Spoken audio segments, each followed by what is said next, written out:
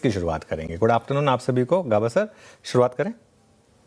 Good afternoon to you. I think मैंने जो चुना है इस बार बैंकिंग क्षेत्र में वो पीएसयू बैंक, स्टॉक का नाम है इंडियन बैंक।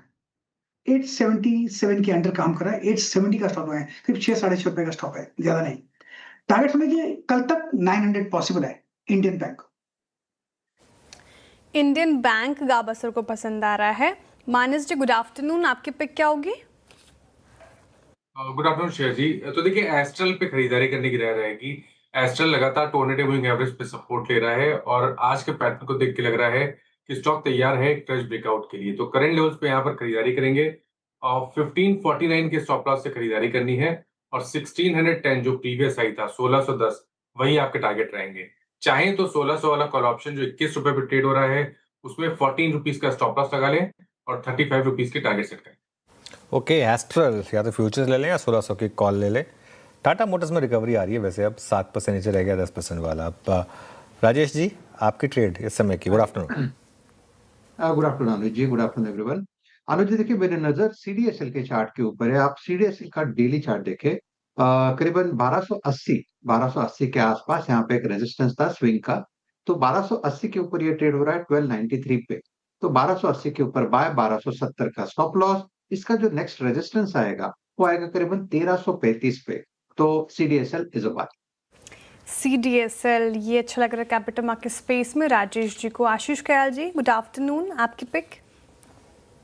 देखिए, मेरी पिक होगी फिनोलेक्स केबल्स। ये काफी समय से कंसोलिडेट कर रहा था और आज के दिन में अच्छा मोमेंटम और ब्रेक दिया ऊपर की ओर।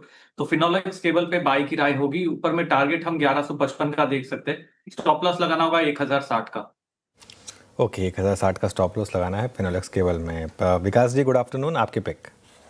गुड आफ्टरनून अनुज जी। देखो, ओवरऑल सेटअप पॉजिटिव है मार्केट का, तो मुझे लगता है सीमेंस में यहाँ पे एक अच्छी रिकवरी देखने मिल सकती है। 3870 के आसपास के टारगेट यहाँ पे आते हुए देखने मिलेंगे। 3600 का यहाँ पे एक इम्पोर्टेंट बेस इंट्राडे में देखने मिल रहा है। तो मुझे लगता है एक अच्छा सेटअप यहाँ पे लास्ट 2 दिन में देखने मिला है और आज यहाँ पे एक अच्छा मूव देखने मिल रहा है। तो 3870 के टारगेट के लिए सीमेंस को यहाँ पे बाय किया जा सकता है। सीमेंस ये अच्छा लग रहा है विकास जी को, खरीदारी की राय। तो टेक्निकल कॉल्स पूरे हो गए हैं, सभी बाय साइड की ट्रेड है। अब गौरांग जी अभी हमारे साथ जुड़ रहे हैं। गौरांग जी, गुड आफ्टरनून, स्वागत है आपका कार्यक्रम में। आपका इन्वेस्टमेंट आइडिया क्या होगा सर?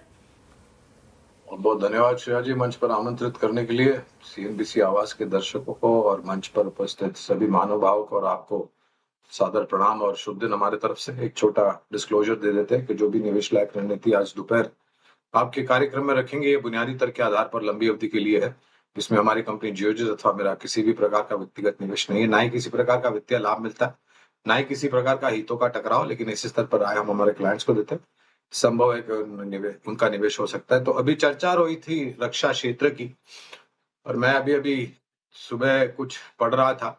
रक्षा क्षेत्र में जो उत्पादन में इजाफे हुए और माननीय रक्षा मंत्री जी श्रीमान राजनाथ सिंह ने जिस तरीके से टिप्पणी करी है, वित्तीय वर्ष 2021 में करीबन 85,000 करोड़ का उत्पादन हुआ था। अभी का जो आंकड़ा आया है करीबन 110% के इजाफे के साथ 1,80,000 करोड़ का स्थानीय उत्पादन रक्षा क्षेत्र की जुड़ी हुई कंपनियों से हुआ है।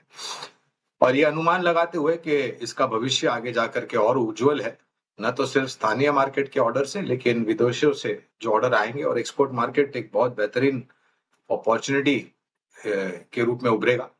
इसी क्षेत्र से जुड़ी हुई एक कंपनी है भारत इलेक्ट्रॉनिक्स लिमिटेड, बीईएल।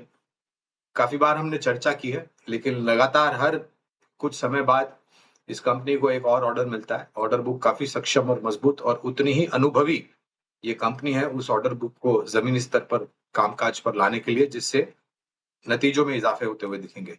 इस स्तर से शुरुआत कीजिए और गिरावट पर जोड़ देते हैं। बीईएल ये निफ्टी का टॉप गेनर भी बना हुआ है। गौरांग जी को पसंद आ रहा है, डिफेंस पैक फोकस में है उस ट्वीट के बाद। टेक्निकल कॉल्स साथ ही इन्वेस्टमेंट आइडिया हमने ले लिया। रिकैप कर देती हूँ, टारगेट और स्टॉप लॉस जॉट डाउन कर लें। गाबा सर ने पीएसयू बैंक से इंडियन बैंक चुना है। 900 के टारगेट देख रहे हैं वो, 870 का स्टॉप लॉस लगाना है। खरीदारी की राय जाहिर तौर पर। मानस जी कह रहे हैं कि एस्ट्रल में अच्छी रिकवरी है, 1610 के टारगेट के लिए से देखें, 1549 का स्टॉप लॉस लगाएं। राजेश जी ने सीडीएसएल चुना है जहां पर स्ट्रेंथ कैपिटल मार्केट स्पेस के स्टॉक्स में नजर आ रही है। 1335 का टारगेट है, 1270 का स्टॉप लॉस लगाना है।